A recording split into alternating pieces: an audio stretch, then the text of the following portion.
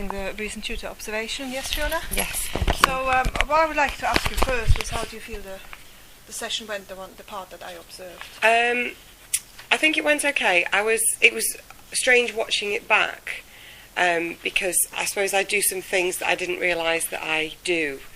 But I think that's probably true of anybody. It was a little bit awkward to watch. But I think the session went okay. I always slightly stress out about the fact that I have to give a lot of information, and so I struggle to make that interactive with the students because I find that it does tend to be a one-way, journey. Really, it's me telling them stuff, and then I'm trying to get it more interactive, but I'm struggling to do that really. Okay. So what do you think worked well, though, the part that I observed?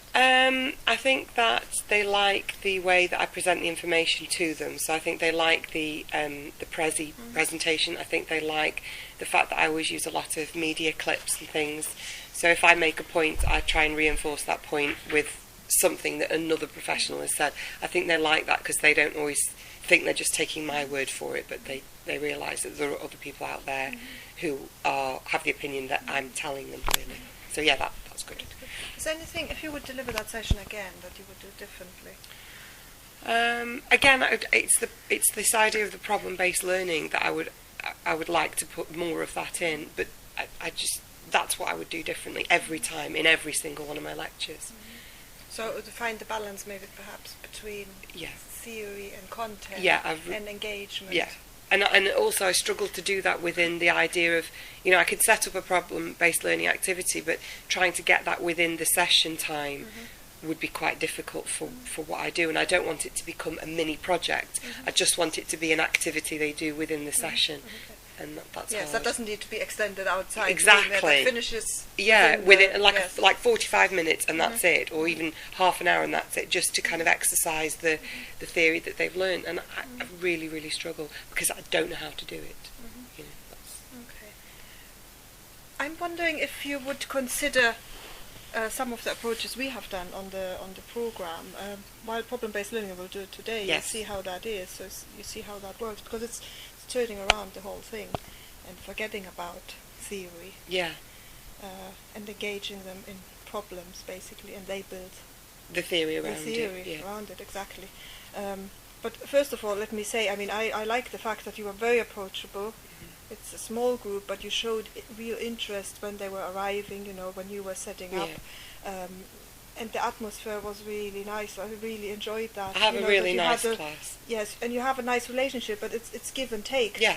And I think you give a lot to them. Yeah. You do a lot of preparation, and I think these students appreciate that. Yeah, good. I hope so. And I think that's the vital thing. If we get that right, we can do anything. Yeah. So I believe that you can do what you want to do. It's just maybe developing some strategies. Yeah. I just need to learn the tools of the trade, really, I think. Yes. And what I would say is, let's go back to the session, because you put in some questions. Yeah? Who responded to these questions?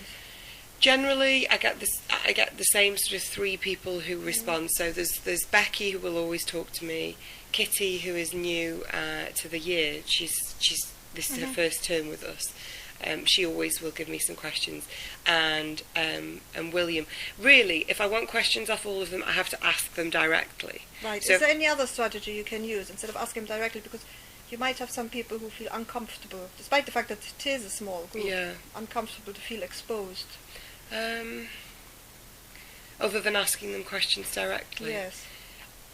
I'm not sure. Maybe I could get them to make notes, if I ask them questions and get them to do a mini brainstorm about what I've just spoken about. Okay. I know what else I could do with the post-it notes. Get them to write the answers down and then just stick them up, and maybe we could have a whole load of questions being answered, but nobody's single question being, said out loud, put out there, really. Yeah, or they could record, like you say. I think these are wonderful ideas. Post-it notes, we have used them a lot. I love them because they are very versatile. They're low-tech, they will always work wherever you go. And you can do loads of things with them. And what you just said, asking them to respond by writing their answers down, and then maybe keep it anonymous even. Yeah. And ask them to pick a different one, so Yeah. they can then voice somebody else's answer. It's Rather than always their easier. Yes, it's always easier. And I think that will make them open up a bit more. Okay, yeah, So that's a really good idea. So try something like that. Also, I was thinking about the room layout, because you were, I don't know, 7, 8 people. Yeah. What do you think about the layout? It was sort of in rows. Do you know, I used to have my design management group before. This is the last year that I have a small group. My next year is, my second years are about 20, and now because it's become a core module, I'll always have more. But you know, I always used to run it around a table, and we used to sit down, and I used to sit with them, and the presentation would be behind me, and I'd have my computer here, and we'd just click through. And actually, we always had far more in-depth discussions. Sometimes we never got to the end of the presentation because we'd be talking, and it worked really, really well. But then I started to worry that it was too informal at the level that I'm teaching them, because they're undergraduates.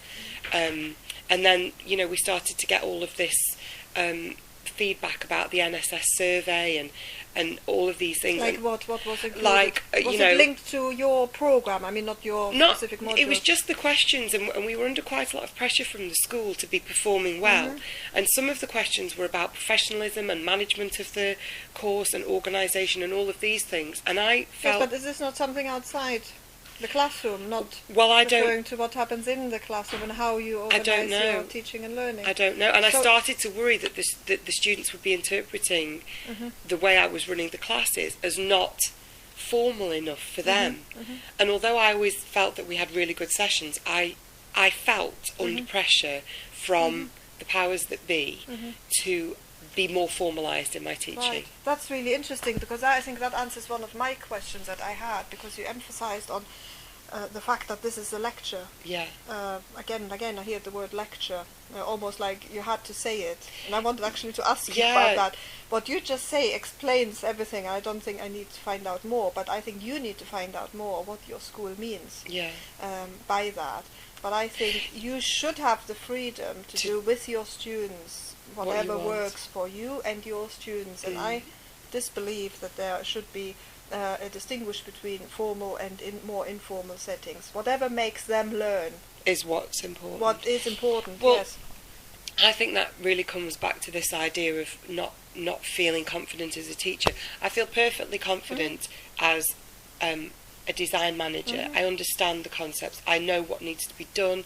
I love the subject. I care about it. I want them to be good at it. I want them to get what it means. And all of these things are true. But I don't feel confident as a teacher, and I never have.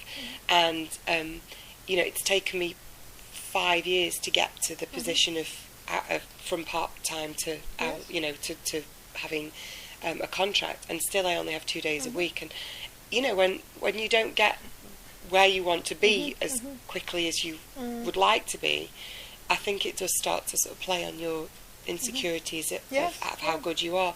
This year I firmly thought that I would be in a position of having 3 days a week, and I don't.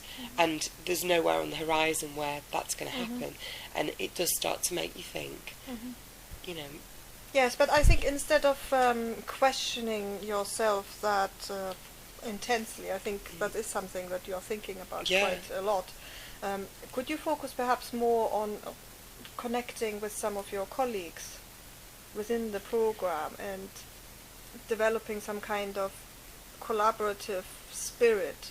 Well, we do have a really good team, but I think that actually there's, just with the way things are in the School of Art and Design, it's probably things are stressed between the other departments, and I think that in the School of Art and Design, I think that people are quite segregated. I think there are some quite close little groups, and I'm not sure how well we integrate outside of our groups really.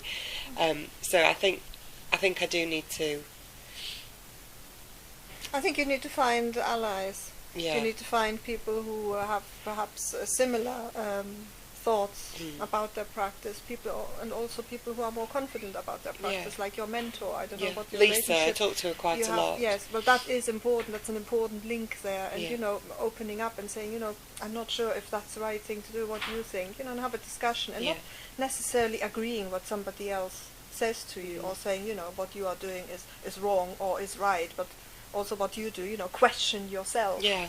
And then take a decision based on your judgment and that only, and not on somebody else's.